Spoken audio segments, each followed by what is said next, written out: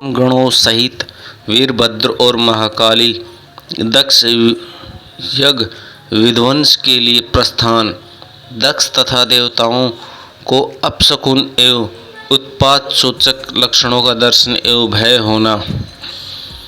ब्रह्मा जी कहते हैं, नारद, महेश्वर के इस वचनों को आदरपूर्वक सुनकर वीरभद्र बहुत संतुष्ट हुए। उन्होंने महेश्वर को प्रणाम किया। तत्पश्चात उन देवादिदेव देव शूल की उपायुक्त आज्ञा को शिरोधार्य करके वीरभद्र वहाँ से शीघ्र ही दक्ष के यज्ञ मंडप की ओर चले। भगवान शिव ने केवल शोभा के लिए उनके साथ करोड़ों महावीर गणों को भेज दिया, जो प्रलयंगिनी के समान तेजस्वी थे। वे कौतूहलकारी प्रबल वीर प्रथम गण वीर भद्र के आगे और पीछे भी चल रहे थे। काल के भी काल महा भगवान रुद्र के वीरभद्र सहित जो लाखों पार्षद गण थे, उन सब का स्वरूप रुद्र के ही समान था। उन गणों के साथ महात्मा वीरभद्र भगवान शिव के समान वेशभूषा धारण किए रथ पर बैठकर यात्रा कर रहे थे।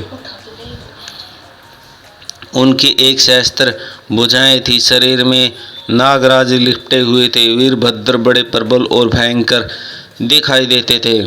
उनका रथ बहुत ही विशाल था। उनमें 10,000 जोते जाते थे, जो प्रत्येक पूर्वक उस रथ को खींचते थे। उसी प्रकार बहुत से प्रबल सिंह, सादुर, मग, मृतक और सहस्त्रों हाथी तथा पार्श्वगी रथ करते थे। काली, कत्यायनी, ईशानी, चामुंडा, मुंड, मर्दनी, भद्रकाली, भद्रा, तत्वरिता तथा वैष्णवी इन नवदुर्गाओं के साथ तथा समस्त भूतगणों साथ महाकाली दक्ष का विनाश करने के लिए चली। डाकनी, शाकनी, भूत, प्रथम, गुह, कर्मांड, प्रपट, चटक, ब्रह्म, राक्षस, भैरव तथा क्षेत्रपाल आदि सभी वीर भगवान शिव की आज्ञा का पालन एवं दक्ष के यज्ञ का विनाश करने के लिए तुरंत चल दिए। इनके सिवा 64 गणों के साथ योगिनियों के मंडप भी सहसा कुपित हो दक्ष का यज्ञ विनाश करने के लिए वहां से प्रस्थित हुआ। इस प्रकार कोटि कोटि गण एवं विभिन्न प्रकार के गणाधीश वीरभद्र के साथ चले।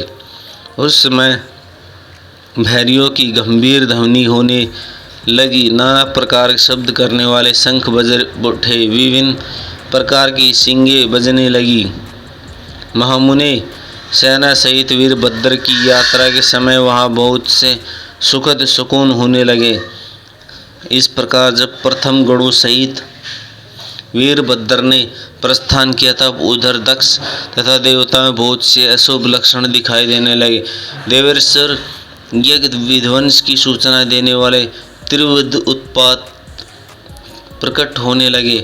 दक्ष की बाईं आंख, बाईं भुजा और बाईं जांघ फड़कने लगी। तात वाम अंगों का फड़कना सर्वथा अशुभ सूचक था तथा नाना प्रकार के कष्ट मिलने की सूचना दे रहा था। उस समय दक्ष की यज्ञशाला में धरती झेलने लगी।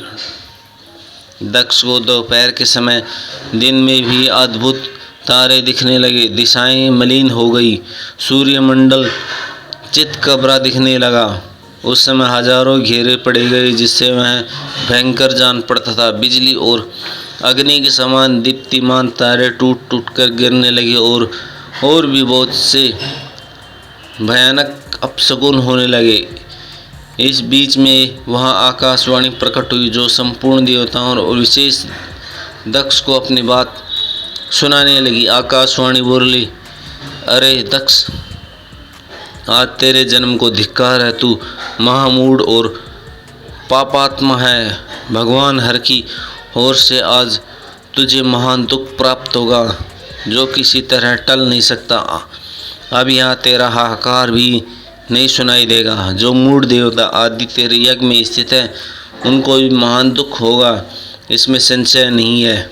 ब्रह्मा जी कहते हैं, मुनि, आकाशवाणी की यह बात सुनकर और पूर्वोत्तर अशुभ सूचक लक्षणों को देखकर दक्ष तथा दूसरे देवता आदि को भी अत्यंत भय प्राप्त हुआ। उस समय दक्ष ही मन अत्यंत व्याकुल हो कांपने लगे और अपने प्रभु लक्ष्मीपति भगवान विष्णु की शरण में गए। वे भय से अधीर हो बेसुध हो रहे थे। उन्होंने सौजन वत्सल्य देवाधिदेव भगवान विष्णु को प्रणाम किया और अपनी स्तुति कर के कहा,